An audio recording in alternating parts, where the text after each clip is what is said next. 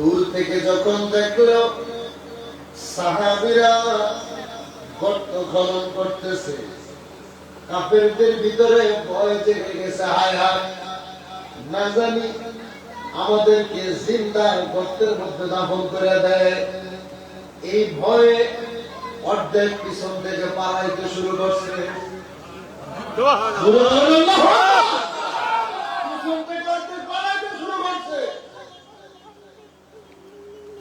এখন সাহাবীরা খুব খনন করতে যায়, এক সাহাবী আর নিচে যাইতে পারে না। কেন? বিশাল একটি পাথর পড়ছে। একজন, দুইজন, তিনজন, প্রায় 70 জন সাহাবী আঘাত করে, এরপরেও পাথরটা ভাঙতে পারে না। নবীজির কাছে গেছে, ইয়া রাসূলুল্লাহ, ইয়া হাবিবাল্লাহ, নবীজি গো, ওই গর্তটা তো করা সম্ভব হচ্ছে না। কেন? এটার নিচে বিশাল এক পাথর। 70 জন সাহাবী চেষ্টা করতেছে, কিন্তু পাথর ভাঙতে পারতেছে না। অর্থাৎ শাবক দিয়ে আঘাত করে নিচে আর যাইতে পারতেছে না। আল্লাহ হাবিব রাহমাতাল লিল আলামিন নবীজি বলে, চলো। আমার নবীজি নিজে সুবহানাল্লাহ, এমন একজন নবী ছিলেন, তিনি আগে কাজ করতেন, পরে সাহাবীদেরকে করার হুকুম দিতেন। যে শিক্ষা ছিল আমার কেবলাদান হুজুর পাকের ভিতরে। আমার হুজুর কেবলাদান আগে মাটিতে আসছে, পরে জাকেরানদেরকে মাটি কাটা শিক্ষা দিতেন। আমার হুজুর সারা জীবন পীরের বাড়িতে গরু রাখালগিরি করছে, এরপরে নিজের দরবারে গরু রাখাল বানাইছে।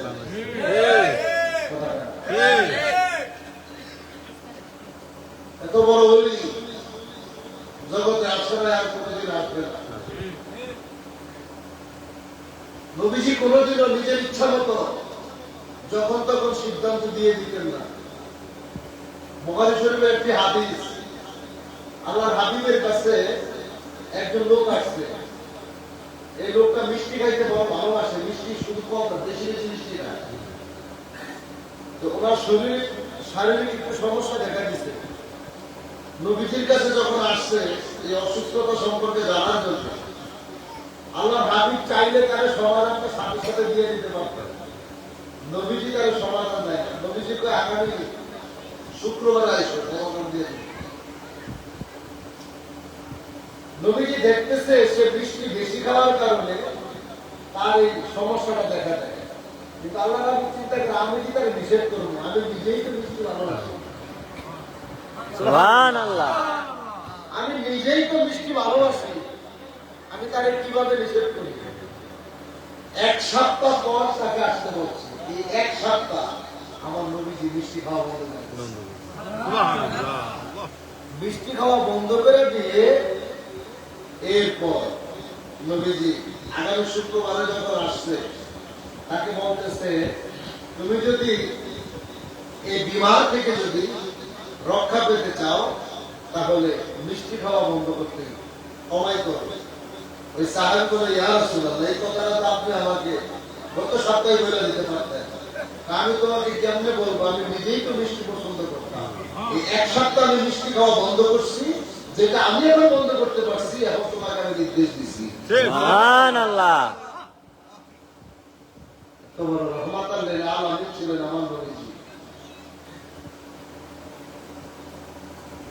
আল্লাহর হাবিব রহমাতাল লিল আলামিন হাতের ভিতরে শাবল নিয়ে আল্লাহু আকবার বলে একটা আঘাত করছেন পাথরের ভিতরে। মুহূর্তের মধ্যে পাথরের 1/3 ভেঙে গেল। সুবহানাল্লাহ, অর্থাৎ 3 ভাগের 1 ভাগ ভেঙে গেছে। সাহাবী আল্লাহু আকবার বলে ধরে দিচ্ছে। নবীজি মুস্কি হাসি দিয়ে কয়, আল্লাহ তাআলা আমার জন্য রোম সাম্রাজ্য আমাকে আল্লাহ দান করছে। জোরে বলেন না সুবহানাল্লাহ। সাহাবায়ে কেরাম কয়, এটা কেমন কথা? মদিনা থেকে মক্কায় যাইতে পারি না, আর নবীজি কয়, নবীজি আল্লাহ আল্লাহ মান সাম্রাজ্য নিবেদন করছে, হাকিকত তো বোঝা যায় না। আবার নবীজি আঘাত করলেন, পাথরটার একটা ভাগ ভেঙে গেল। নবীজি কয় আল্লাহ আমাকে পারস্যের বিজয় দান করছে। সুবহানাল্লাহ। কয় নবীজি কি বলে, মদিনা থেকে মক্কায় যাইতে হিমশিম খাচ্ছি, মদিনা থেকে মক্কায় যাইতে পারি না। রোম সাম্রাজ্য পারস্য নাকি নবীজি আল্লাহ দান করছে। দ্বিতীয়বার আঘাত করতে দেরি, পরিপূর্ণ পাথরটাই ভেঙে গেছে। আল্লাহ হাবিব কয় ইয়েমেনের সাম্রাজ্য আমাকে আমার আল্লাহ দান করছে। সাহাবীরা সহ্য করতে পারে না, সহ্য করতে পারে না। মদিনা থেকে মক্কায় যাইতে পারি না, 6 বছর পার হয়ে গেছে। মদিনা থেকে মক্কায় যাইতে পারি না। নবীজিকে আল্লাহ রোমান সাম্রাজ্য পারস্য ইয়েমেন দান করছে। যেমন আমার হুজুর যখন 1354 সালে যখন 8 বছর ভাড়া গ্রামে আসছিলেন, তখন এত বড় বড় দালান কোঠা ছিল না, এত বড় বিল্ডিং ছিল না, অট্টালিকা ছিল না, মাদ্রাসা ছিল না। চতুর্দিকে শুধু জঙ্গল ছিল, টলারগুলো ভিড়ত। আজকে যেখানে বিশ্ব নায়কের মন্দির আগে কামে মাদ্রাসা, সেখানে বড় বড় টলার যাইতো, লঞ্চ যাইতো। সেই কেবলাদান হুজুর বাঁশবাগানে বসে বসে বলতেন, বাবা এমন একটা দিন আসবে এখানে ঘন্টার পর ঘন্টা হেলিকপ্টার নামবে, ঘন্টার পর ঘন্টা এখানে বিল্ডিং হবে, শহর হবে। জাকারান্না কিন্তু হুজুর পাগল হয়ে গেছে, জাকারান্না হাসত, বিশ্বাস করতে পারতো না। আজকে সেই জায়গায় শহর হয়েছে কি হয়? আজকে সেখানে হেলিকপ্টার নামে কি নামে না? বৃহত্তর ফরিদপুরে আমার বাবার দরবার মতো হেলিপ্যাড কোথাও নাই। রাজা বাদশাহ থেকে শুরু করে আল্লাহর ভবিষ্যৎবাণী বুঝতে পারে নাই, কিন্তু আল্লাহ হাসতে হাসতে যা বলে এটা আল্লাহ কবুল করে, কানতে কানতে যা বলে এটাও আল্লাহ কবুল করে। ঠিক কিনা নবীজি ভবিষ্যৎবাণী করে দেয় যে রোমান সাম্রাজ্য পারস্য ইয়েমেনের বিজয় আল্লাহ তাআলা আমাকে দান করছে। বেশি দিন যাওয়ার আগে নাই, নবীজির ইন্তেকাল মুবারকের পরে হযরতে আবু বকর সিদ্দিক রাদিয়াল্লাহু তাআলা আনহু তিনি 3 বছর খেলাফতের দায়িত্ব পালন করেছিলেন। তিনার পরে যিনি খেলাফতের দায়িত্ব নিলেন ইসলামের দ্বিতীয় খলিফা হযরত ওমর ফারুক আযম রাদিয়াল্লাহু তাআলা আনহু, যিনি 10 বছর খলিফার দায়িত্ব পালন করছেন। ওমর রাদিয়াল্লাহু তাআলা আনহুর যুগে বাংলাদেশের মতো 117টা রাষ্ট্র, রোমান সাম্রাজ্য থেকে শুরু করে পারস্য, ইয়েমেন, পৃথিবীর বড় বড় রাষ্ট্রগুলো মুসলমানদের কাছে আইসা ট্যাক্স দিতে বাধ্য হয়েছে। কথা বলেন ঠিক কি না? নবীজির ভবিষ্যৎবাণী বাস্তবায়ন হয়েছে কি হয় নাই? আলোচনা হয়েছে কি হয় নাই? মাত্র 3 বছরের মধ্যে সব কিছু ঘুরে গেল। তিনি রহমতুল লিল আলামিন। যেই নবীজির ব্যাপারে আমার কেবলাদান বলতেন, নবীজির মহব্বত তার অন্তরে যতটুকু, তার ঈমান ততটুকু। নবীজির মহব্বত তার অন্তরে নাই, তার ঈমান বলতে কোনো সম্পদ নাই, সে সারাসার বেঈমান। কথা বলেন ঠিক কিনা? নবীজিকে ভালো না বাসা কেউ কোনোদিন ওলিয়া হতে পারে নাই, পারবে না। ঠিক কি বলেন? আল্লাহ কোরআনে বলেছেন, মাইকুতিউর রাসূল ফাকাদ আতু আল্লাহ। আমার রাসূলকে মানলে আমি আল্লাহরে মানা হয়। আমার রাসূলকে মানলে আমি আল্লাহরে মানা হয়। আর মসনদ শরীফে মাওলানা জালালউদ্দিন রুমি রাহমাতুল্লাহ আলাইহি বলেন, যুত জাতে পীর রাখার যে কবুল, হাম খুদা और জাতা সামহাদ হাম রাসূল। যেই মুহূর্তে মুর্শিদ তোমাকে মুরিদ বলে স্বীকৃতি দিব, ওই মুহূর্তে রাসূল সাল্লাল্লাহু আলাইহি ওয়াসাল্লাম তোমাকে উম্মত বলে স্বীকৃতি দিবে। ঠিক। নবীজি যখন তোমার উম্মত বলে স্বীকৃতি দিবে, তখন আল্লাহ তাআলা তোমাকে বান্দা বলে স্বীকৃতি দিবে। ঠিক। পীর মুরিদি এত সহজ বিষয় না। পীর পাওয়া ভাগ্যের ব্যাপার। কি? পীর পাওয়া ভাগ্যের ব্যাপার। আমার নবীজি খন্দকের যুদ্ধে যখন মাটি কাটতেছে, সাহাবী হযরত জাবের রাদিয়াল্লাহু তাআলা আনহু দূর থেকে নবীজি পেট মোবারকের দিকে চোখ করছে, তাকে দেখে নবীজির চাদর মোবারকটা পেট থেকে সরে গেছে। অন্য সাহাবীরা না খেয়ে ক্লান্ত হয়ে গেছে। আমার নবীজির এই ক্লান্তি দৃশ্য যদি সাহাবীরা দেখে তাহলে তারা দুর্বল হয়ে যাবে। নবীজি পেট পিঠের সাথে লেগে আছে, সাহাবীরা যাতে বুঝতে না পারে আল্লাহর হাবিব পেটের সাথে পাথর বেঁধে রাখছে। হযরত জাবের যখন এই দৃশ্য দেখছে, হযরত জাবের রাদিয়াল্লাহু তাআলা সহ্য করতে পারে না। আয়েশা কয়, জাবের রাদিয়াল্লাহু তাআলা আগে তার বাড়িতে গেছে, পাশে কাছাকাছি তার বাড়ি ছিল। বিবিকে যে জিজ্ঞেস করে, বিবি রে আমার ঘরে কি আছে? কেন? আগে জিজ্ঞেস করছে, বিবি তুমি বলো আমার ঘরে কি আছে খাবার রান্না করার মতো। জাবেরের বিবি বলতেছে, ঘরে মাত্র 1.5 কেজি পরিমাণ আটা আছে আর একটা ছোট্ট বকরির বাচ্চা আছে। জাবের তো এগুলা দিয়ে চলবে।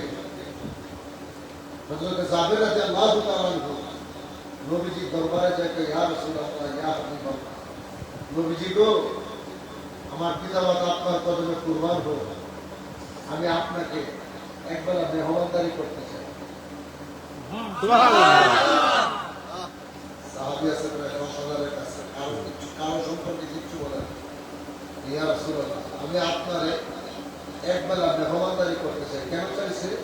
জাবের দেখছে নবীজির পেট আর পিঠ এক জায়গায় লেগে আছে, হাবিবে পাক পেট মোবারকে পাথর বেঁধে রাখছে। আল্লাহর হাবিব রাহমাতুল লিল আলামিন আলহামদুলিল্লাহ বলে দাওয়াত কবুল করলেন। সব সাহাবীদেরকে ডাক দিয়ে কয়, সাহাবীরা শুনো, হে সাহাবীরা, আজকে তোমার ভাই যাবে তার বাড়িতে আমাদের সবাইকে মেহমানদারি করার দাওয়াত দিয়েছে। জোরে বলুন সুবহানাল্লাহ।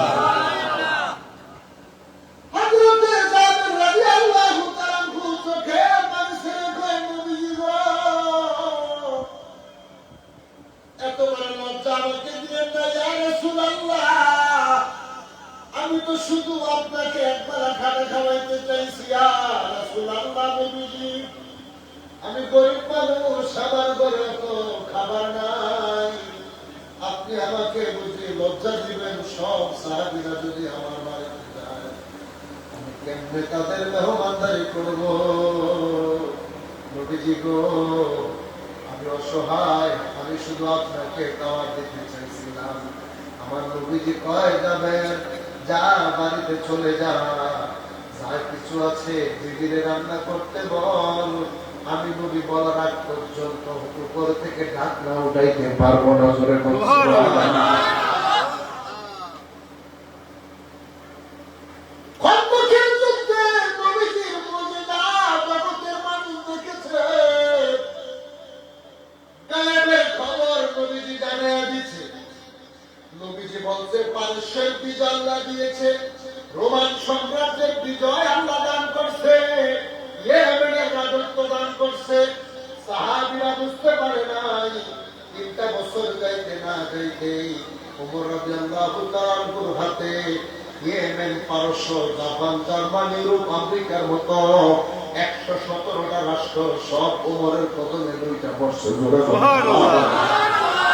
আজকে বিশ্ব মুসলিম জাহানের মধ্যে 250 কোটি মুসলমান আছে, 250 কোটি মুসলমানের নেতৃত্ব দেওয়ার মতো নেতা নাই।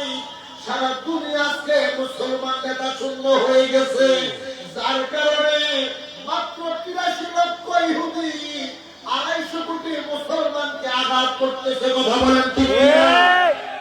ইহুদি আছে মাত্র 83 লক্ষ, 57টা মুসলিম রাষ্ট্রের ভিতরে প্রায় 250 কোটির উপরে মুসলমান। এরপরও ফিলিস্তিনের মুসলমানেরা মারি খায়, গাজার মুসলমানেরা মারি খায়। তার কারণ হলো মুসলমানদের ঐক্য নষ্ট হয়ে গেছে। এই মুসলমানদের ঐক্য যদি ফিরে আনতে হয়, একজন ওমরের দরকার, একজন সুলতান সালাউদ্দিন আইয়ুবীর দরকার। আজকে বিশ্ব মুসলমানেরা, সাধারণ মুসলিম রাষ্ট্রের বড় বড় নেতারা নাকে তেল দিয়ে ঘুমায়, সাদা চামড়া দিয়ে তারা ভর্তি করে, মুসলমানদের পক্ষে তারা কথা বলার সময় পায় না।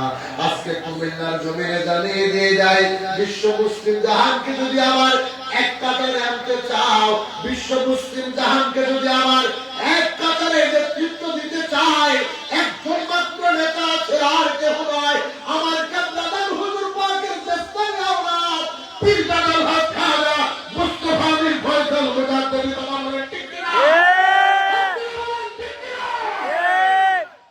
সারা দুনিয়া ঘুরে দেখেন, সারা দুনিয়া ঘুরে দেখেন, যত রাজনৈতিক নেতা আছে, বিগত দিনে যারা ছিলেন, বর্তমানে যারা আছে, সারা পৃথিবীর জমিনে যত রাজনৈতিক লিডার আছে, সবাই নিজেদের আখের গুজাচ্ছে, নিজেদের স্বপ্ন বাস্তবায়নের জন্য, ক্ষমতার জন্য, মানুষের মুখের উপরে পাড়া দিয়া তারা ক্ষমতায় যেতে চায়। আর তাকে পাবলিক চেয়ারম্যান মহোদয় কি বলে, আমি 18 কোটি জনগণের সাথে আছি, ক্ষমতার ভোগ বিবেচিত করতে চাই না। তিনারা চায় এই দেশের মানুষ ভালো থাকুক, বাংলাদেশের মানুষ ভালো থাকুক, বিশ্ব মুসলিম জাহান ভালো থাকুক। কথা বলেন ঠিক কি না? আমার কেবলাদান বলছে, বাবা এমন একটা দিন আসবে, এই পৃথিবীর জমিনে কোন রাজনৈতিক দল থাকবে না, একমাত্র জাকের পার্টি ছাড়া। এটা বাবা মনে রাখো, আসবে না, এমনিতে আসবে না, মনে রাখো বাবা, বাঁচার জন্য হলো, এক লোকমা তবারক খাইতে হলো, জাকের পার্টির পতাকা তোলাতে হবে। আল্লাহর হাবিব যত ভবিষ্যৎবাণী করছেন, নবীজির সকল ভবিষ্যৎবাণী কিন্তু পৃথিবীর জমিনে উম্মতের কাছে সেটা কোরআনের মতো হাদিস শরীফ আমাদের সামনে রেখে গেছেন। আমার কেবলাদার হুজুর যাহা কিছু বলছেন, তিনার প্রত্যেকটা কথাই কিন্তু বাস্তবায়ন হয়েছে। এখন জাকের বাড়ির চেয়ারম্যান মহোদয় যা বলতেছে, সব কিন্তু অক্ষর অক্ষরে ঘটতেছে। ঠিক। অস্বীকার করার কোন রাস্তা নাই। লিখে রাখেন একটা একটা করে, যা বলুন। নবীজির সাহাবী কয়, ইয়া রাসূলুল্লাহ, আমি তো আপনাকে শুধু মেহমানদারি করতে চাইছি। সবাই চলে গেল। হযরত জাবের রাদিয়াল্লাহু তাআলা আনহু বাড়িতে গেলেন। বিবিরে কয়, বিবি রে, আজকে পৃথিবীর সবচাইতে দামি মানুষ যারা সৃষ্টি না করলে আল্লাহ তাআলা কোনো কিছু সৃষ্টি করতেন না, সেই নবী রহমাতাল লিল আলামিন আমার বাড়ির মেহমান। জোরে জোরে জোরে, সেই নবী যে আমার বাড়ির মেহমান হলো। বিবি তাড়াতাড়ি কর, হাতে বলো, বকরিটা জবাই করে দিলেন। অনেক ঘটনা ঘটে গেল। জাবেরের 2 ছেলে ছিলেন। ছোট ভাই বড় ভাইকে জিজ্ঞেস করে, ভাই আমাদের বকরিটা কোথায়? বড় ভাই বলে, বাবা জবাই করছে। কেমনে জবাই করলো? জবাই দেখাইতে যায় ছোট ভাইকে জবাই করা বলেছে। বড় ভাই মায়ের হাত থেকে বাঁচার জন্য বানাইতে যায়, পাহাড় থেকে পয়রা মারা গেছে। 2 ছেলে মারা গেল। ইন্না লিল্লাহি ওয়া ইন্না ইলাইহি রাজিউন। প্রশ্ন আপনাদের না, 2 ছেলে মারা গেল। বাবা জানতে পারছে, মায় জানতে পারছে, এরপরও চোখের পানি ভাঙায় না। কেন? নবীজি আমার বাড়িতে আসে। আমি যদি কান্নাকাটি করি, আমি যদি হাহাকার করি, আমার নবী হয়তো কষ্ট পাইব। নবীজি হয়তো মনে করবো সব সাহাবীদেরকে নিয়ে যাইতে চাইছি বলে যাবে, কষ্ট পেয়েছে। মনে আনন্দ নিয়ে 2 সন্তানকে লাশ পেছায়া ঘরের কোনায় রেখে দিয়ে নবীর মেহমানদারির জন্য রান্না করতেছে। আল্লাহু আকবার। আল্লাহর হাবিব সব সাহাবীদেরকে সাথে নিয়ে নবীজি জাবেরের বাড়িতে আসতে রওনা করছে। জাবের রাদিয়াল্লাহু তাআলা আনহুর বাড়িতে আইসা নবীজি বসছে। নবীজি কয়, যাবে খাবারগুলো আমার কাছে নিয়ে আসো। নবীজি সামনে নিয়ে আসলেন। আল্লাহর হাবিব একটু থুতু মোবারক বাহির করে খাবারের মধ্যে দিয়ে দিলেন। আমার নবীজি থুতু মোবারকের কারণে খাবারের স্বাদ আরো বেড়ে যায়, বরকত বেড়ে যায়। আর আমরা যে বসে মৌলবীরা করি নবীজির মতো, আমরা দ্রুত তো কুত্তায় ভেড়া। আরে ভাই, আমার নবীজির প্রস্রাবকে বলা হয় মোবারক, পায়খানাকে বলা হয় মোবারক। নবী প্রস্রাব মোবারক করতে দেরি, পায়খানা মোবারক করতে দেরি, জমির হাত ধরে থাকতো। কখন জমিন বক্ষণ করবে, আর আমরা রাস্তা দেখে কুত্তা হয়ে যায়। নবীজির শরীর মোবারক থেকে যখন ঘাম মোবারক বের হইত, সাহাবীরা কারাকারি করত, কার আগে কে নবীজির শরীর মোবারক থেকে ঘাম মোবারক ছিনিয়ে নিবে নিজেদের শরীরে লাগানোর জন্য। কারণ মিষ্ক আম্বরের ঘ্রাণ দাঁড়িয়ে রহমতে আলম নবী নূরে মুজাসসাম, সাহাবীরা আতর বানায় ওই নবীজির গান, না সাহাবীরা আতর বানায় এই নবীজির গান। সবাই রহমতে আলম নবী নূরে মুজাসসাম, সাহাবীরা আতর বানায় ওই নবীজির ঘাম। বলেন সাহাবীরা আতর লাগায় ওই নবীজির গান। চিনো মানো জানো কেমন আমার নবীজি, যাহার পাগল চন্দ্র সূর্য তারা তারাজি। চিনো মানো জানো কেমন আমার নবীজি, যাহার পাগল চন্দ্র সূর্য তারা তারাজি। বাবা আরো শুনবানি সুন্দর কাহিনী, আরো শুনবানি সুন্দর কাহিনী। জান্নাতের ওই রোমে রোমে লেখা নবীর নাম। বলেন জান্নাতের ওই রোমে রোমে লেখা নবীর নাম। আমার নবী রহমাতাল লিল আলামিন খাবারের ভিতরে থুতু মোবারক লাগায় দিয়ে খায়। যাবে তুমি চিন্তা করিও না, ডাক্তার উঠানো যাবে না। দিদিকে বলে রুটি বানাইতে, গরম গরম রুটি দাও, আর বকরির গোশত সবার পেরেটে মেরে দাও। জোরে কোন সুবহানাল্লাহ। আল্লাহর হাবিব রহমাতাল লিল আলামিন 1.5 কেজি আটা দিয়া, ছোট্ট একটা বকরির বাচ্চা দিয়া দিতে দিতে দিতে দিতে 10,000 সাহাবীর মেহমানদারি আমার নবীজি করাইলেন। নবীজি কয়ে যাবেন, তোমার ঘরে যারা আছে তাদেরকে নিতে বলো। আল্লাহর হাবিব খাবার ঘরে না, নবীজি কয়ে যাবে, তোমার 2 সন্তানকে তুমি ডাক দাও। ধরে বলা যাবে আল্লাহু আকবার। হযরতে জাবের রাদিয়াল্লাহু তাআলা আনহু কথা কয় না, নবীজি কয় 2 সন্তানকে ডাক দাও। জাবের ডাক দেয় না, একবার, দুইবার, তিনবার পরে জাবের রাদিয়াল্লাহু তাআলা আনহু কয়, নবীজি গো, আমার সন্তানরা তো মাঠে খেলতে গিয়েছে। নবীজি কয় ডেকে আনো। কয় নবীজি দূরে গেছে, আপনি খেয়ে নেন। আল্লাহর হাবিব ধমকের সুরে বলে যাবেন, তুমি কি মনে করেছো আমি রাসূল জানি না? আমি রাসূল যখন তোমার বাড়িতে রওনা করেছি, আমার আল্লাহর জিবরাইল এসে কইছে, ইয়া রাসূলুল্লাহ, জাবেরের বাড়িতে যাইবেন, কিন্তু জাবেরের 2 সন্তান ছাড়া খাবার মুখে দিতে পারবেন না।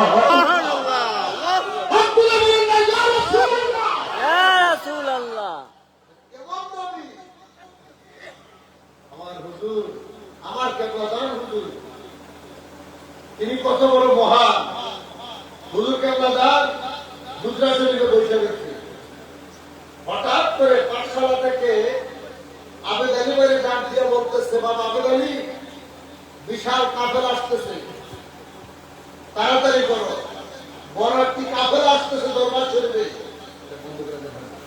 2টা তিনটা গাড়ি কাফেলা করে আসতেছে, তাড়াতাড়ি করো, রান্না বসাও, তাদেরকে খাবার দিতে হবে। আগে গাড়ি বাইক হলো, এত মানুষ আসবে, রান্না করবো, চাল কোথায় পাবো? কেন? চাল ভান্ডারে চাল নাই তো হুজুর অল্প চাল আছে, মাত্র 2.5 থেকে 3 কেজি পরিমাণ চাল আছে। এই চাল দিয়ে তো 3 গাড়ি 4 গাড়ি লোকের মেহমানদারি করা সম্ভব না। কেবলাদান বলে 3 কেজি চাল 3টা বড় বড় পাতিলের মধ্যে বসে সুবহানাল্লাহ। ঢাকনা দিয়ে রাখবা, ঢাকনা দিয়ে রাখবা, কিন্তু করবা না। সুবহানাল্লাহ। 3 কেজি চাল 3টা পাতিলে। ৮০ দরবারে পাতিল কত বড় বড়, হ্যাঁ আমরা আমার মতো 2-3 কাটা ভাড়া দিলে বুঝতে পারবো না। ঠিক। ডালের যে পার্টি এটার মধ্যে 10 জনের একটা আনা দিল তার বলে এখন চাল বসাইছে তা হুজুর চাল তো 3 পাতিলে বসাই না, তরকারি রান্না করার তো হুজুর কিচ্ছু নাই। হুজুর কয় যে আল্লাহ চাউলের ব্যবস্থা করে দিয়েছে সে আল্লাহ তরকারির ব্যবস্থা করে। সুবহানাল্লাহ। কত বড় বান্ধব তিনি আসছিলেন জগতে। এই কথা বলতে দেরি, একটু পরেই দেখে 1 নাম্বার গেট দিয়া আমাদের সাতপুর থেকে ইলিশ মাছের কাফেলা লইয়া দরবারে গেছে। একজনের পর একজন মাথার মধ্যে ঝুড়িয়ে দরবারে ঢুকতে আছে। আজ থেকে 50 থেকে 60 বছর আগের কথা বলছি। কাফেলা মাছের কাফেলা দরবারে ঢুকছে। হুজুর কাবেদারি বলছিলাম না, যিনি ভাতের ব্যবস্থা যিনি করে দিচ্ছেন, তরকারির ব্যবস্থা তিনিই করে দিবেন। যান মাসকালের ডাল দিয়া ইলিশ মাছ দিয়া মুড়ি মতো রান্না করেন। আগে যখন আমরা মানুষের পড়তাম এই যত গোস্ত খাওয়া তো যা কিছু খাওয়াইতো, এদিনের চাইতে মজা হইতো মুড়ি মতো ডাল দিয়া। ডালের মধ্যে পুরো ইলিশ মাছের ডিম মাথা এবং খন্ড খন্ড পাওয়া যেত। ঠিক। কথা চেয়ারম্যান আমাদেরকে খাওয়াইতেন, এখনো তিনি খাওয়ান। কি ঠিক। বলে যারা না তারা বুঝে, বুঝে। সোমবার শুক্রবার কি খায়? কত আইটেম খাওয়ায়, খাওয়ানো শেষ নাই। ঠিক শেষ না? না। ঠিক। করোনার সময় মানুষ ঘর থেকে বাইরে নিষেধ ছিল, এরপরও তিনি খাওয়াইছে। ঠিক কিনা? ঠিক। তিনার বাবার আল্লাহ যে নিয়ামত দিচ্ছে সেই নিয়ামত তো তিনার কাছে আছে না নাই? আছে। হ্যাঁ, জনগণ আছে না নাই? আছে। কেন পাগল হয়ে তার কাছে যায়? ডাকের বাড়ির চেয়ারম্যানের কাছে কেন যায়? হিজবুল্লাহর ইমাম তিনার কাছে নালিশ দিতে দেরি, নালিশ কবুল হইতে দেরি হয় না।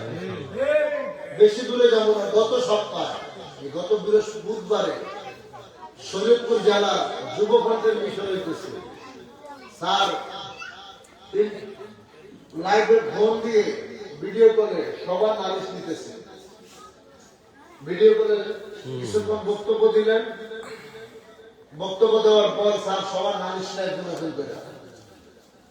এক ভাই স্যার সামনে যায় কয়, ভাইজান আমার পিত্তথলিতে আমার পাথর হয়েছে, ডাক্তার কিছু অপারেশন করতে হবে। স্যার এটা তো ছোট অপারেশন, না মালিক দয়া করবে। এই কথা তারা বলছে। মিটিং চলতেছে, মিশন চলতেছে, মনে করি এরকম ভাবে মানুষ এসে মিশন চলতেছে। প্রধান মালিক দয়া করবে। আল্লাহর কসম করে বলতেছি, ওই লোকটা শুক্রবার আসে নিজে আমাকে বলতেছে, ভাই আমি নালিশটা দিয়ে মাত্র মিটিংটা শেষ করে বাড়িতে যাবো। রাস্তায় আমার প্রস্তাবের ব্যাগ হয়েছে, আমি প্রস্তাব করতে বসছি, আমি প্রস্তাব করতেছি, আমার প্রস্তাবের সাথে আমার পিতজনের পাথর হয়ে গেছে। অপারেশন লাগে নাই, শুধু কতটা জানাইছে, নালিশ দিচ্ছে, বলছে যে মালিক দয়া করুন, সাথে সাথে কবুল। এত বড় মহাবান্ধব জাকের বাড়ির চেয়ারম্যান মহোদয়।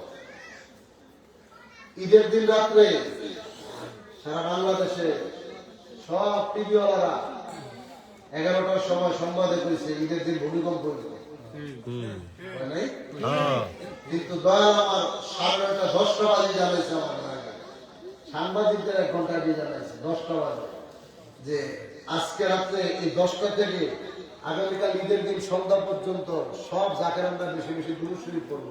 হ্যাঁ এই ভূমিকম্পের হাত থেকে যাতে আমার বাবার মুরিদানরা রক্ষা পায়। ঠিক কেউ উনি তো আগে আগে সব জানাই দিচ্ছেন। সবাই দুরূদ শরীফ পড়বো যাতে করে ভূমিকম্পের হাত থেকে রক্ষা পায়। 8 মাস বান্ধবী আমরা সামনে থেকে দেখি, সারা দেশের কেউ জানতো না তিনি কিছুক্ষণ পরেই দেশে আসবে। রাত্রে 10টায় নগরে দুরূদ শরীফ পড়তে বইলা আর বসে থাকতে পারবো না। রাত্রে 1:30 বাজে, রাত 1:30 বাজে বনানী পাক দরবার শরীফে এসে উপস্থিত। ঈদের দিন সবাই তো আতঙ্কের মধ্যে, হায়রে কি হয়ে যাবে, বিল্ডিং এ থাকা নিষেধ, এটাও বলে দেওয়া হয়েছে। সবাই বড় চিন্তায় ছিলাম। দয়াল আমার দেশে আসলেন, ঈদ করলাম আনন্দের সাথে, বুঝতে আর বাকি নাই যে আপনি আসছেন ভূমিকম্প থামাইতে। এটা যদি আপনার ভিতরে যদি বিশ্বাস না আসে তো বিরমূর্তি করে কোনো দরকার নাই। এটা যদি আপনার ভিতরে এখন যদি এই বিশ্বাস যদি না করতে হয় তাহলে বিরমূর্তি করার কোনো দরকার নাই। আমার হুজুর এত বড় বান্ধব আমাদের জন্য রেখে গেছে। আমার কি আপনার হুজুর যে দরজায় ছিলেন, আমার ভাইজান ধীরে ধীরে ধীরে ধীরে তিনার বয়স মোবারক যত বাড়তেছে, তিনার কারামত একটা করে একটা তত বাড়তেছে।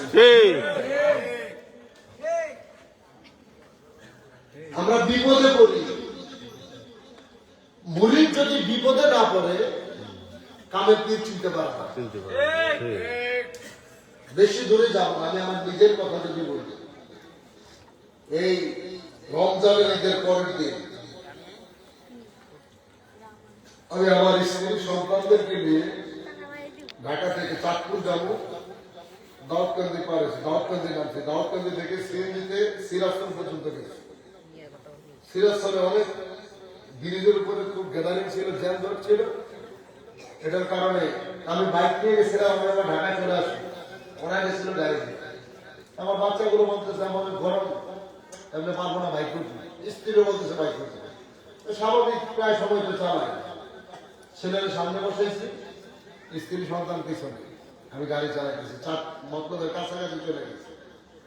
আমার গাড়ি চলতেছে 60 থেকে 70 স্পিডে চলতেছে, ওই ডেলিভারি রাস্তা, একটা সিঙ্গি রাস্তা দাঁড়ানো, আমি দেখতেছি এগুলো হরেন দিতেছি, আমার ছেলেকে আমি পড়াশোনা করতেছি, দাঁড়ানো সিঙ্গিটা 70 গাড়িটা চলতেছে, হঠাৎ অফ করা সিঙ্গিটা ডান দিকে ঘুরে গেছে। আমার গাড়িটা সোজা সিঙ্গির মধ্যে দাঁড়িয়ে দিচ্ছে, আমার গাড়িটা এত স্পিডে গেছে, সিঙ্গিটা পুরো নিচে পড়ে গেছে। আমার ছেলেটা আমার সামনে বসেছে, আমার গাড়ির সামনে কিচ্ছু নাই, সব হ্যান্ডলাইট সব দাঁড়িয়ে গেছে। একজ্যাক্ট গাড়ি 70 স্পিড গাড়ি, 3 জন গাড়িতে, যারা গাড়ি চালায় তারা বুঝবেন, সিএনজিটা নিচে পড়ে গেছে। আমার সন্তানটা আমার সামনে বসা ছিল, আমার ছেলে, আমার মেয়ের পিছনে, স্ত্রীর পিছনে, ওরা পিছন থেকে পড়ে আমার ভাই রাস্তার ভিতরে অজ্ঞানে ধরেছিল, চেহারাগুলো সব ছিঁড়ে গেছে। আমার মেয়ের বাম হাতটা বেরিয়ে গেছে। মোটরসাইকেলটা 3 জায়গায় পল্টি খেয়ে আমার উপরে ছিল বাইকটা, পাবলিক এসে আমার উপরতে সরাইছে। যখন আমার হ্যান্ডেলটা আমার হাতে খুলছে, আমি শুধু চোখটা যখন খুলছে আমি বলছি আমার ছেলে খুলছে, ও তো আমার সামনে। পাবলিক বলতেছে আপনার ছেলে কিচ্ছু হয় না। আমার চিন্তা হচ্ছে আমার সন্তান মাত্র 6 বছর বসে, আমার সামনে বসা, আমার গাড়ির সামনে কিচ্ছু নাই, 70 স্পিডের গাড়িটা, আপনি বলেন ওরা খুঁজে পাইতাম না? আল্লাহ কি খেলা, আমার সন্তানের গায়ে আসরও লাগে না, সাথে সাথে পাবলিক ধরাধরি করে মানুষজন ধরছে, ড্রাইভারকে আটকে রাখছে, পাবলিক গুলো দেখছে তো গাড়িটা ঘুরেছে, হরের শোনার পরও তো গাড়িটা ঘুরেছে, মানুষ বুঝতে না আটকে রাখছে। কিন্তু আমার ওয়াইফের জ্ঞান নাই, ঘুরে উঠাইতে পারতেছিল, নিজের উপরে গাড়িটা ছিল।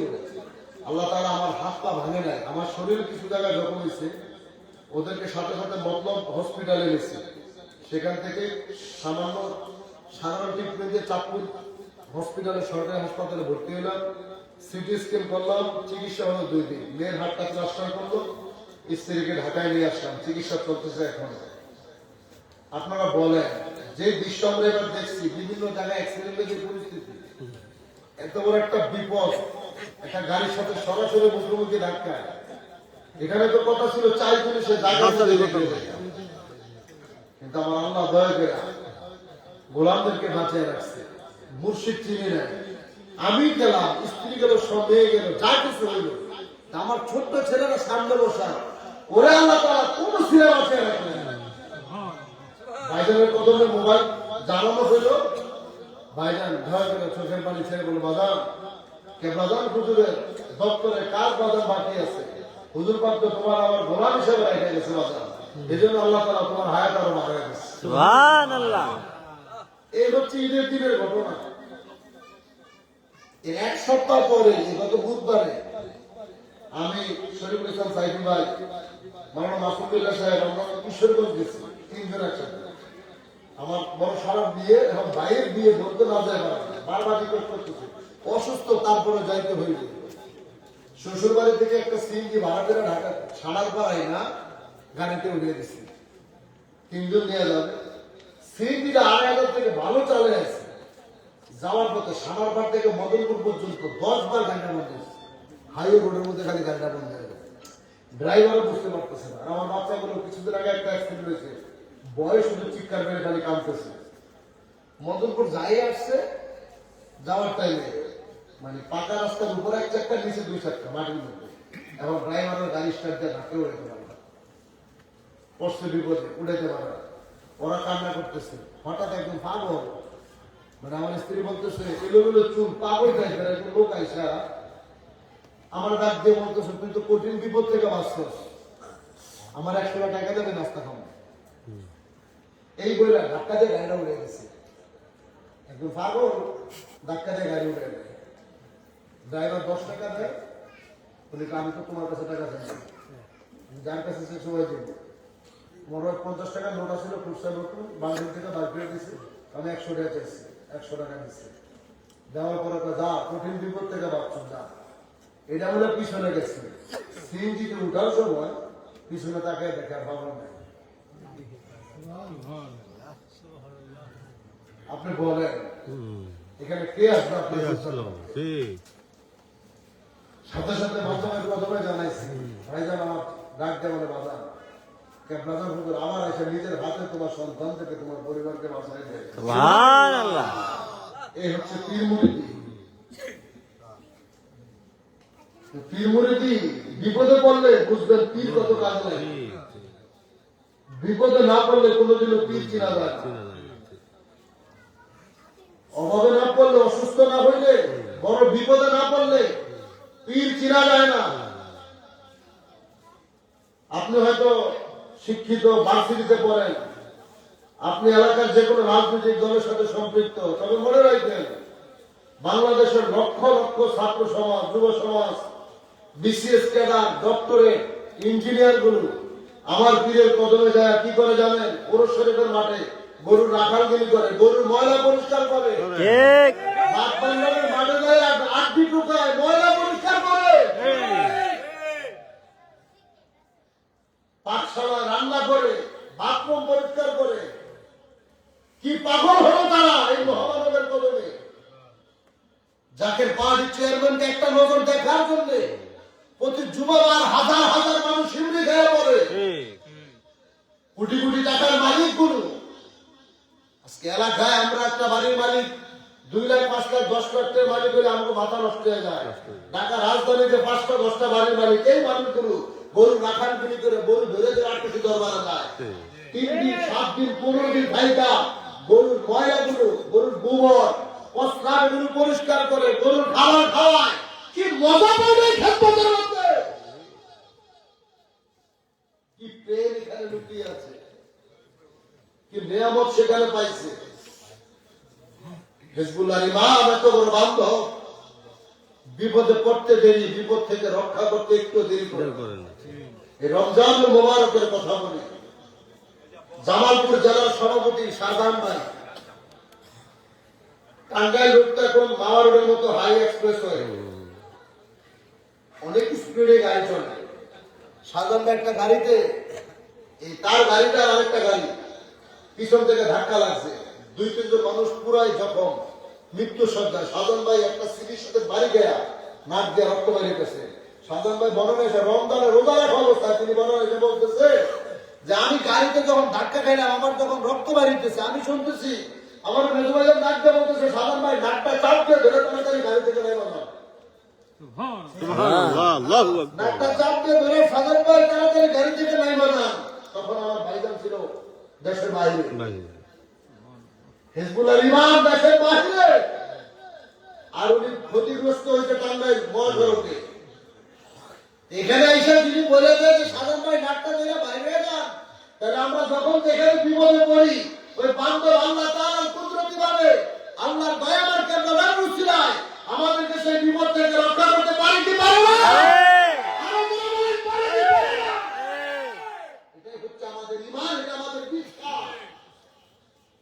এই ভালোবাসা দিয়ে কার কদমে ছুটে যায়। দুনিয়ার সব দলের মানুষ টাকা পায় রাজনীতি করে, আর এই গোলামরা টাকা দিয়ে রাজনীতি করে। আমরা খেদমত দিয়ে দিয়ে সংগঠন চালাই, খেদমত 5 টাকা 10 টাকা 1000 টাকা দিয়ে দিয়ে এই দরবার গুলো নির্মাণ হয়। এই রাজনীতি আর আপনাদের রাজনীতি এক রাজনীতি না। ঠিক। আপনাদের রাজনীতি দুনিয়ার রাজনীতি, আর আমাদের রাজনীতি পরকালের বাদশাহী রাজনীতি, এটাই পার্থক্য। ঠিক। আমার হুজুরের জীবনে গুলো আজকে মনে করতেছে। এই শুক্রবার এখনো বনানীতে তিনি আছেন, যারা কেবলাদান হুজুর মিঠুর মামা বলে ডাকতেন, তার স্ত্রীকে মিঠুর মা বলে ডাকতেন আম্মাজান। এদের কোনো সন্তান ছিল না, সন্তান নাই। বৌদ্ধ সিদ্ধান্ত দাদা এখনো দরবারে মহানগর রোমে আছে। গত শুক্রবারে বললেন 80 দশকের আগে যখন মানুষ জাহাজে করে হজে যাইত, ওই সময় দক্ষিণবঙ্গের এক জাকের ভাই তিনি নিয়োগ করছে তিনি হজে যাইতে পারলে 10,000 টাকা হুজুরের নজরটা দিবে। হজে যাওয়ার আগে 10 টাকার নোট দিয়ে 10,000 টাকা আনছে। কত টাকা ওই সময়, কত টাকা? তো হুজুরের কাছে যখন এতগুলো টাকা নিয়ে আসছে, হুজুরকে বাবা আমি এত বড় বড় টাকা দিয়ে কি করবো, আমার একটা 16 টাকা দেন। 16 টাকা এত বড় বড় টাকা দিয়ে আমি কি করবো? ওই বান্ডিল গুলো থেকে খুঁজে 2 টাকার নোটের একটা নোট দিচ্ছে, 2 টাকা। হুজুরকে বাবা এটাই আমার চলবে, দাম দিয়ে আপনারা দিয়ে দিলাম, হজ করতে যান। ওই জাকের ভাইকে হুজুর আমি আপনার মুড়ি দেবো, আগে হজ করে আসে পরে মুড়ি বানাবো। আগে হজে যান পরে এসে মুড়ি দেবেন। তবে বাবা যদি বিপদে পড়েন আমরা স্মরণ করি, যদি বিপদে পড়েন আমি খালি ফরিদপুরীকে স্মরণ করি। জাকের ভাই তো হজে গেছে, হজের কাজ শেষ করে আবার যখন জাহাজে করে রওনা দিচ্ছে, আরব সাগরে ঝড় তুফানের কবলে বসছে, জাহাজ ডুবে গেছে। আর এই ঘটনা কেমনে টের পাইছে? হুজুর হুজরা শরীফে বসা দরবার শরীফে বন্ধু সিদ্ধার দাদা হুজুর পাকের কদম নামাইতেছে। তো যখন একজন মানুষ আরেকজনের সাথে কথা বলে, আমি আপনার দিকে তাকায় কথা বলতেছি, আপনি আমার দিকে তাকে এখানে বসতেছি, আবার কিছু মানুষের হঠাৎ খেয়াল চোখ আমরা তাকে কিন্তু খেয়াল অন্য জায়গায়, এটা কিন্তু বোঝা যায়, ব্যাক লাইনে হয়ে থাকে, বোঝা যায় না। বন্ধু শিক্ষা দাদা হুজুর পাকের কদম টিপতেছে, দেখ হুজুর এখানে নাই। অনেকক্ষণ পরে হুজুর আমার এখানে, হুজুর বন্ধু শিক্ষা দাদা আমি কই গেছিলেন, কোথায় হারিয়ে গেছিলেন? মুরিদ পীরকে বলতেছে, কেবলাদান বলতেছে বাবা তোমার এক পীর ভাই তো বিপদে পড়ছে। কোথায় হুজুর? যখন হজে যাওয়ার আগে আসছিল এই ব্যাপার, আমি বলছিলাম বিপদে পড়লে আমরা স্মরণ করব।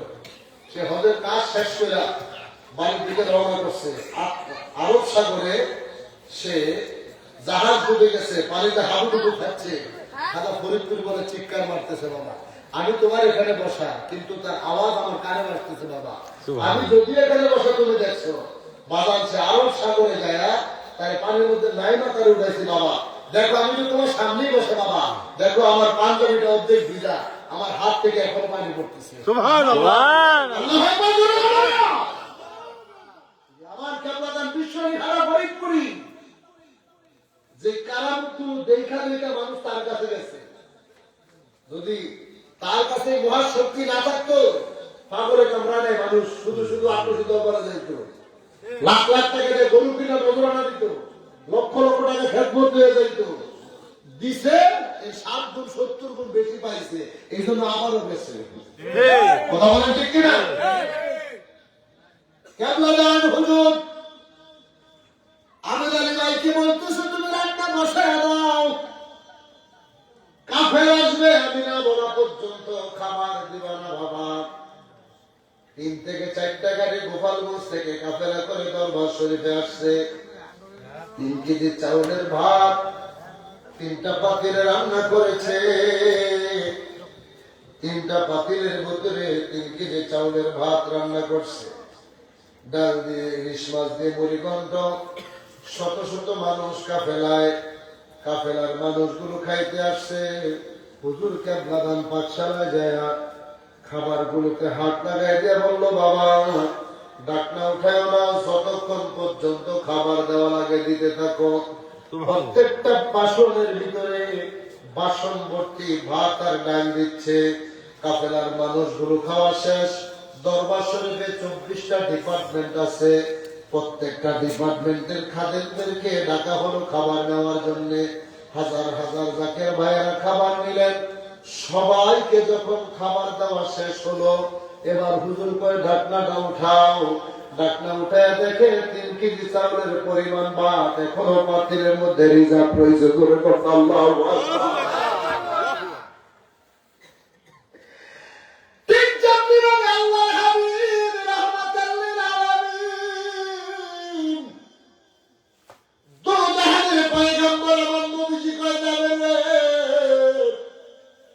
সন্তানদেরকে ডাক দাও, আল্লাহ তাআলা বলেছে আমি যেন তাদেরকে সারা খাবার না খাই।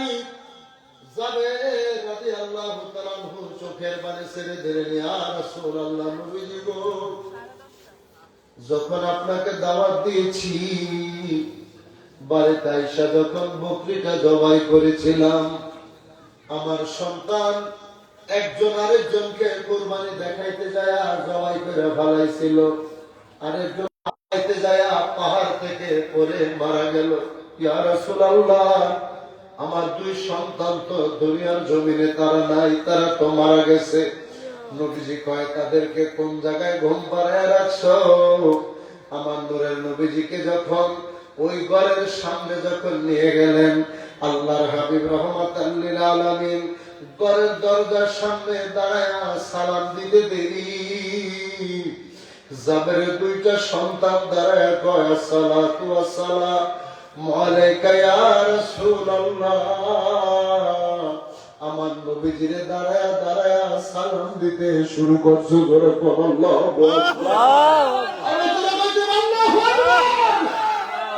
উসকুনে হান্নানা একটা খেজুর গাছের নাম, যাকে ধরে খুতবা দিতেন রাসূল আকরাম। গাছটা নবীর বিরহে কাঁদিতে রহে,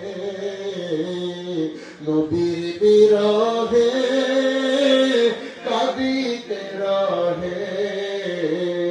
হতবাগ হইলেন যত সাহাবায়ে কেরাম, বলেন হতবাগ হইলেন যত সাহাবায়ে কেরাম। সবাই রহমতে আলম নবী নূরে মুজাসসাম, সাহাবীরা আতর বানায় ওই নবীজির ঘাম। বলেন সাহাবীরা আতর বানায় ওই নবীজির ঘাম। আমরা করি আল্লাহর কাছে এই আরাধনা, দেখব সবাই নূরের নবী এই তো জল্পনা।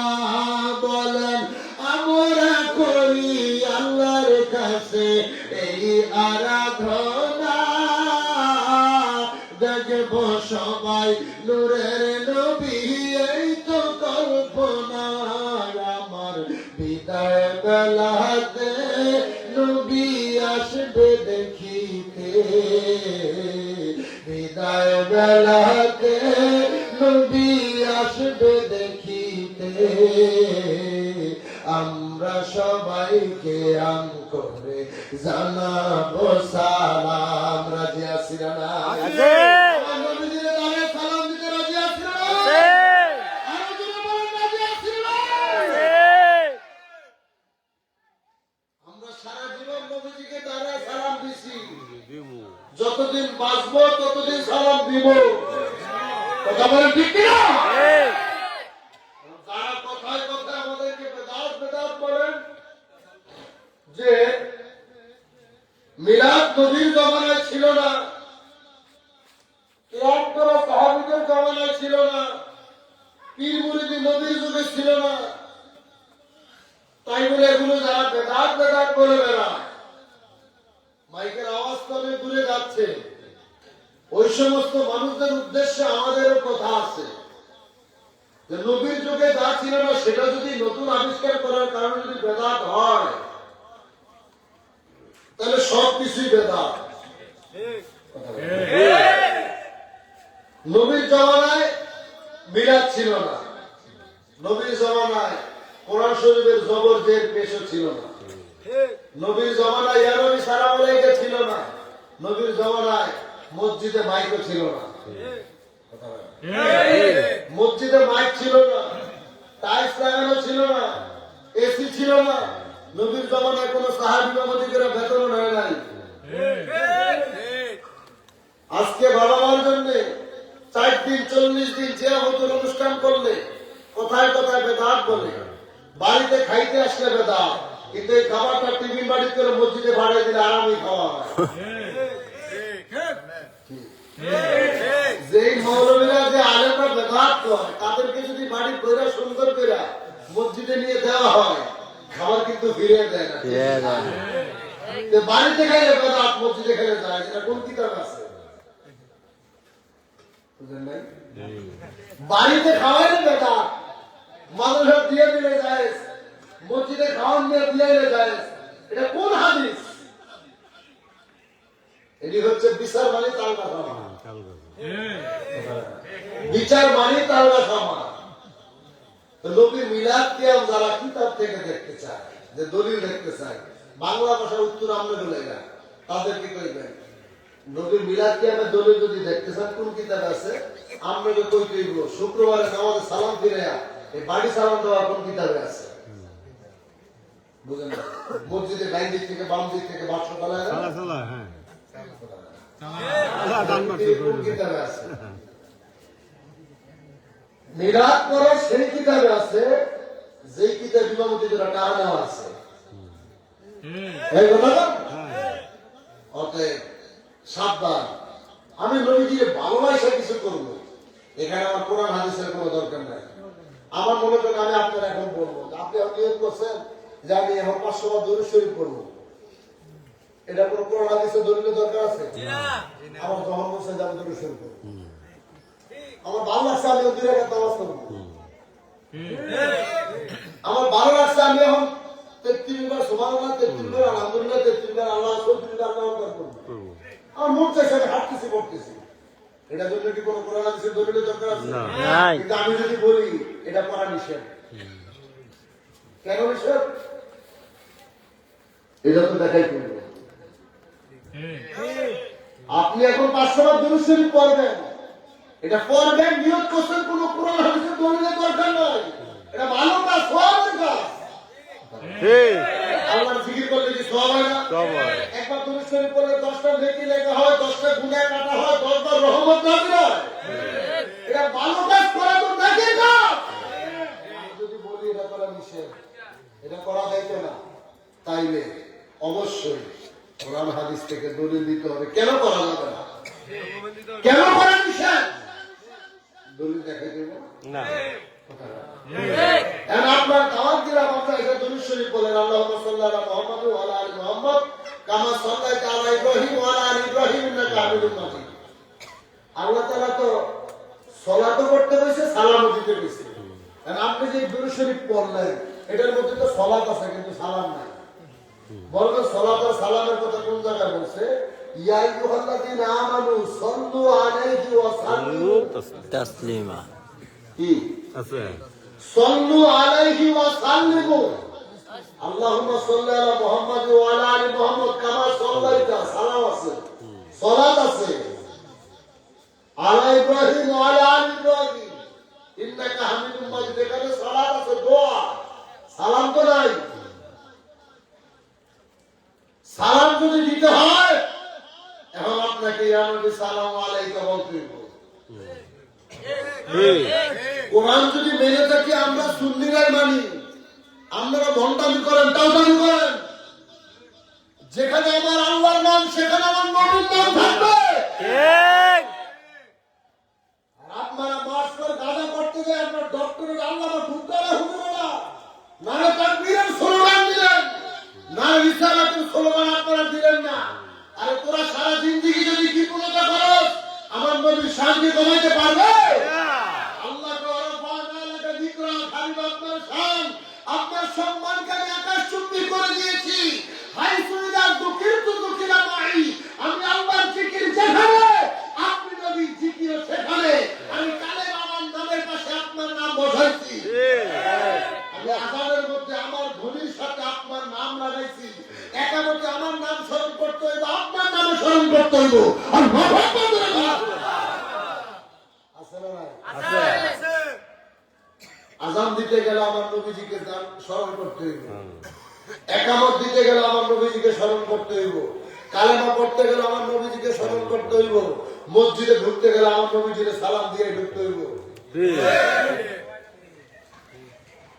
আল্লাহ পায় আমি আপনার শান বাড়াইছি, আর ওহাবী মৌলবীরা আমার নবীজির শান কমাইতে কিয়ামত পর্যন্ত চেষ্টা করলেও কাম হইব না। এই কথা বল ঠিক কিনা? ঠিক। আমার নবীর মিলাদ কি বন্ধ করতে পারবো? না। দুনিয়ার সব বন্ধ করতে পারলো, যতদিন একটা জাতির বাড়ির গোলাম থাকবো নবীর মিলাদ বন্ধ হইব না। ঠিক। আমার ভাইজান একটা হুকুম দেয়, সারা বাংলাদেশে লাখ লাখ ঘরে ঘরে মিলাদ শুরু হয়ে যায়। ঠিক। ঠিক নেই? ঠিক। বিপদের সম্মুখীন যখন আসে আঙ্গুরে মিশন দেয়, মিলাদের হুকুম দেয়, ঠিক। নবীর মিলাদ করার হুকুম দেয়। আমরা মিলাদ শরীফ করি, বিপদ কোন দিক দিয়ে যায় না তোমরা টেরো পাও না। ঠিক। এই বাংলাদেশ ওই আল্লাহ বাংলাদেশ কথা ঠিক কিনা? আজকে আরেক গাদা খুব কয় খাজা বাবা নিয়ে, খাজা মাইনুদ্দিন চিশতি আজমেরিকে নিয়ে মন্তব্য করছিল, খাজা মাইনুদ্দিন চিশতিকে নিয়ে। তাদেরকে আমরা বলতে চাই এই বাংলাদেশে ইসলাম প্রতিষ্ঠিত হয়েছে খানকা থেকে, মসজিদ থেকে না। এই ভারত উপমহাদেশে বাংলাদেশে আজ থেকে 800 বছর আগে ইসলামের দাওয়াত শুরু হয়েছে খানকা শরীফ থেকে, মাজারওয়ালা দরবার থেকে। আগে বাবা শাহজালাল এসে খানকা বানাইছে, এরপরে মসজিদ হয়েছে। আজকে মসজিদে বসে বসে আমরা বড় বড় কথা বলি, সারা দেশটা ঘুরে দেখবেন আপনারা। এই আহলে সুন্নাত ওয়াল জামাত যারা করেন বাংলাদেশটা পুরো ঘুরে দেখবেন। যে সমস্ত মোল্লারা আমার নবীর বিরোধিতা করতেছে, ওলি আল্লাহদের বিরোধিতা করে, আমাদেরকে ভণ্ড বলে, ঘুরে দেখবেন সুন্নি আছে, কওমি অঙ্গন আছে। সারা বাংলাদেশে আলিয়া মাদ্রাসা, সুন্নি মাদ্রাসা আছে, একটা জায়গায় এই কলঙ্ক নাই যেগুলো ওদের মধ্যে আছে। প্রতি মাসে 2-1টা খবর বাইরেছে। ঠিক। ঠিক। ঠিক। কোনো ছাত্রের সাথে বলাতে করে ধরা হয়নি। ঠিক। এটি সব মিলাদকে আমরা বেদাতে করলো, হুজুরেরা ধরা হয়নি। ঠিক। এদিকে 2 নাম্বার বাপ্পা, এদের হাত থেকে আল্লাহ তাআলা সুন্নি মুসলমানদেরকে রক্ষা করেন। সকলে বলুন আমিন। আমিন। আমার বাপ দাদা পূর্বপুরুষ নবীজির মিলাদ কিয়াম করছে, ওলি আল্লাহদেরকে ভালোবাসছে, আমরাও তাদের মতো ভালোবাসা পেতে চাই। যদি এটা আজকে সন্তানদেরকে শিখায় না যান, মরার পরে দোয়া করতে না। যা শুরু হয়েছে নামাজের পরে মুনাজাত বন্ধ করে দিতেছে, ফরজ নামাজের পরে মুনাজাত বন্ধ করে দিতেছে, জানাজার পরে তো দোয়া নাই। তাহলে আপনি চিন্তা করেন, আপনার মৃত্যুর পরে আপনার সন্তানদেরকে, নাতিদেরকে যদি এখন এই শিক্ষাগুলো যদি দিয়ে না যান, আপনি যেই পীরের কাছে মনে দিচ্ছেন, আপনি যার কাছে যান আলহামদুলিল্লাহ, আপনি যদি আপনার প্রতিবেশী, আপনার পরিবারকে যদি তাদের অন্তর্ভুক্ত করে না যান, তাহলে তো আপনার জন্য কঠিন বিপদ।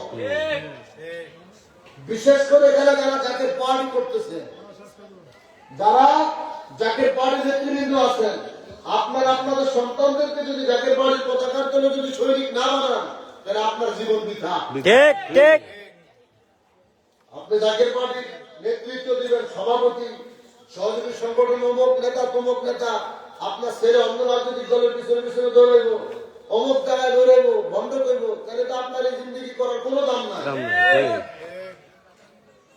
ইন্তেকালের আগে তাদের তো দপ্তরে নাম লেখান, একটা গ্যারান্টি দিয়ে দিয়েন যে বাপ, আমি যদি মরে যাই তুই আমাদেরকে দোয়া না করতে পারো, কিন্তু কিয়ামত পর্যন্ত আমার কবরে দোয়া যাইব প্রতিদিন সকাল সন্ধ্যায়, আল্লাহ আমাকে প্রধান হুজুর পাকের যত মুরিদ, আমাদের জাকের ভাই জাকের বোন যে যেখানে কবরে ভূমি আছে, সকলের কবর গুলো জান্নাতের বাগান বানায় দেয়। ঠিক এই দোয়া হয় কি হয় না? হয়। জোরে বলেন, হয় কি হয় না? হয়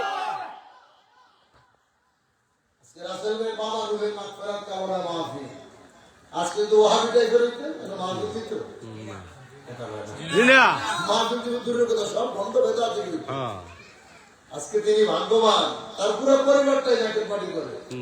তার একটা ছোট্ট ছেলে আছে নাজমুল, ও আমার তালাবা ফোনটা সভাপতি হোক না তারা, আলহামদুলিল্লাহ বলেন। আলহামদুলিল্লাহ শিশু একটা ছেলে, ছোট্ট মানুষ। আজকে যখন আসলাম ঘরে বৃষ্টি হইতেছিল, ওরা একটা ছোট্ট মেয়ে, আমি দেখি, আমি ঘুমের বান্ধবে শুয়ে গেছি, ছোট্ট মেয়েটা নজরনা বাচ্চার সামনে যায়, চোখ বন্ধ করে ওটার সামনে দাঁড়ায়, নজরনা দিয়ে চুমু খেয়ে আসতেছে। সুবহানাল্লাহ এটা আপনি কই পাবেন শিক্ষা? এই শিক্ষা পিচ্ছি একটা মেয়ে, হুজুর পাকের নজরানার বাক্স, কারণ জাকের আমরা যখন নিয়োগ করে কোনো নজরানা দেয়, যেখানেই রাখুক এটা কিন্তু কবুল হয়। এক জাকের ভাই দক্ষিণবঙ্গে বাড়ি আছিল, সেনাবাহিনী চাকরি করত, চাপাই নবাবগঞ্জে ট্রান্সফার হয়েছে। চাপাই নবাবগঞ্জে তো আমের চাষ হয়, ভালো ভালো আম। ওই জাকের ভাই ছুটি পাইছে, বাড়িতে আসবে, আসার আগে থেকে বাজারে গেছে, বড় বড় আম কিনছে, ছোট ছোট কিনছে, ছোট ছোট যে নিজের বাড়ির জন্য, বড় বড় হুজুরের জন্য, পীরের জন্য বড় বড় গুলা, আর ছোট ছোট গুলা নিজের বাড়ির জন্য। দুটা বস্তা বানাইছে। দৌলদের ঘাট তখন পাটুরিয়া থেকে দৌলদের ঘাটে আসতে হতো, নদী পাড়িতে লঞ্চে, পদ্মা নদীতে পদ্মা পাড়ি দিবে, লঞ্চে উঠছে, বিশাল ঢেউ শুরু হচ্ছে, লঞ্চ 2 বাজারে এমন অবস্থা, লঞ্চের সব মানুষ চিৎকার কান্নাকাটি, কেউ লঞ্চ থেকে লাফ দিয়ে ফেলাইছে, কেউ লাফ দিবে, শরীরের পোশাক খুইলা কাঁচা মাছা দিয়ে সব অস্থির। সেনাবাহিনী জাকের ভাই ওনার যেটা আছে এটা ধরে না, কিন্তু জেলের মধ্যে হুজুরের লেগে আম রাখছে বড় বড়, এই বস্তাটা টাইট করে বাঁধ করে ঘরের মধ্যে কাছে পদ্মার মধ্যে যদি এই তুফানে যদি ডুবে, কাঁচা আমের বস্তা ওটা আর আগে ডুবে যাবে। লঞ্চের আমরা যাত্রীরা করে পাগল, জীবন বস্তাটা চিন্তা করে বস্তার মধ্যে কি আছে না বলার মধ্যে যায়, পাগল করতে যাচ্ছে। আরে জ্বর কাকে বলে? অনেকক্ষণ পরে জ্বর তুফান থেমে গেল, সবাই বলতেছে তুমি কি পাগল? তুমি এই বস্তার মধ্যে কি আছে? তুমি গলা বসেছ, তুমি তো নির্ঘাত মারা যাইতা। জাকের ভাই চোখের পানি ছাইরা কয়, তোমরা তো এটা বস্তা দেখছো, এটার মধ্যে আমার পীরের জন্য নজরানা আছে, আমি আমার পীরের জন্য নজরানা নিয়ে আসছি। তাই বলে তুমি গলায় কাছে কেন কাছে এটা তো তুমি জানো না। আমার পীর বলছে আমার মুরিদ পৃথিবীর যেখানেই থাকুক, আমার কোন নজরানা যদি কোথাও আটকে থাকে, প্রয়োজন নদী দিয়ে ভাসে ভাসে আল্লাহ তাআলা খিজার সালাম আমার কাছে এনে পৌঁছে দেবে। সুবহানাল্লাহ। তার প্রমাণ কি জানেন? উত্তরবঙ্গ থেকে যে বাঁশের বুদ্ধি ছাইরা দেয়, কোন মেশিন লাগে না, বাদাম লাগে না, এই বাঁশের বুড়গুলো এই বর্ষার সিজনে পদ্মা যমুনা পাড়ি দিয়া অটোমেটিক দরবার শরীফে ঢুকে দেয়। সুবহানাল্লাহ। সবচেয়ে বড় কারামত এটা। সে রংপুর চিলমারি ঘাট থেকে কুড়িগ্রাম থেকে হাজার হাজার বাঁশের বুলগুলো আসে, মেরে চান্স দেন যে 800 বাঁশের বুল লেখলে চলবো। ইউটিউব কর, ফেসবুক কর, এগুলোর মধ্যে কোনো ইঞ্জিন লাগায় না, কোনো বাদাম লাগায় না। 10 দিন 15 দিন লাগে নদী দিয়া ভাসতে ভাসতে ভাসতে ভাসতে আসা আমার পীরের দরবারে পৌঁছে। এত বড় কারামত দেখে দুনিয়ার মানুষ পাগল হয়েছে। জাকের ভাই বলতেছে আমার হুজুরের কথা তো সত্য, আমি যদি মরেও যাইতাম, আমার লাশটা কোথায় হারিয়ে দিতাম, আমার সন্তানরাও পাইতো না, এই কারণে আমি এই নজরানাটা গলায় পেঁচাইছি যে এই নজরানাটা আমার হুজুরের দরবারে পৌঁছাইব। একদিন হোক, 1 মাস পরে হইল, আমার লাশটা এই নজরানার সাথে বাঁচতে বাঁচতে আটটুসি দরবারে পৌঁছাইলে আমার সন্তান আমার লাশের সন্তানটা পাইব। আল্লাহু আকবার। কাঁদতে কাঁদতে মাথা প্লয়ে আটটুসি গেছে। হুজুরের সামনে যাওয়ার সাথে সাথে হুজুর, হ্যাঁ বাবা, কামেল পীরের নজরানার সাথে থাকলে পর্দায় ধরতে ভালো কিছু হয় না। সুবহানাল্লাহ, আল্লাহু আকবার। ওই দরজা আমাকে প্রদান হুজুর। এই জন্য আল্লাহ বলছে, ইন্নাল্লাযীনা ইউবাইউনাকা ইন্নামা ইউবাইউনাল্লাহ।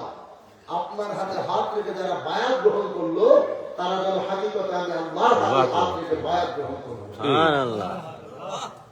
পীর পাওয়া ভাগ্যের ব্যাপার, ভাগ্যের ব্যাপার। নসিব বলে পীর পাওয়া যায়। আল্লাহ কোরআনে বলছে, মাইয়াহদিল্লাহু ফাহুয়াল মুহতাদি ওয়া মাইয়ুদ্দিল ফালান তাজিদা লাহু ওয়ালিয়্যান মুরশিদা। আমি যাদেরকে পথভ্রষ্ট করি, অর্থাৎ যার ভাগ্যে হেদায়েত নাই, যার কপালে হেদায়েত নাই, সে কোনোদিনও পথ প্রদর্শক হিসাবে মুর্শিদে কামেলের সন্ধান পাবে না। তাই আমরা যারা পীর পাইছি, আপনি যে পীরের কাছে গেছেন, যারা পীর পাইছেন আপনারা ভাগ্যবান। আলহামদুলিল্লাহ বলেন না? আপনি ভাগ্যবান যে একজন মুর্শিদের সন্ধান পাইছেন। এই যখন আমার প্রধান হুজুর সেই নিয়ামত নিয়ে আসছিলেন, তিনার শুধু দাওলাত যাকে পারেন মহামান্য চেয়ারম্যান মহোদয়, আজকে সবাইকে মহাপবিত্র বিশ্ব ফাতিহা শরীফ 2025-এর দাওয়াত দিয়ে যাচ্ছে। আগামী 1 মে 18 বৈশাখ মহাপবিত্র বিশ্ব ফাতিহা শরীফ বিশ্ব জাকির নবীর 22 পাক দরবার শরীফ অনুষ্ঠিত হবে। আমার প্রধান হুজুর পাকের আওলাদ আমাদেরকে যেখানে যাওয়ার নির্দেশ দিলেন, দাওয়াত দিয়েছেন, আমরা সেই জায়গায় যাব।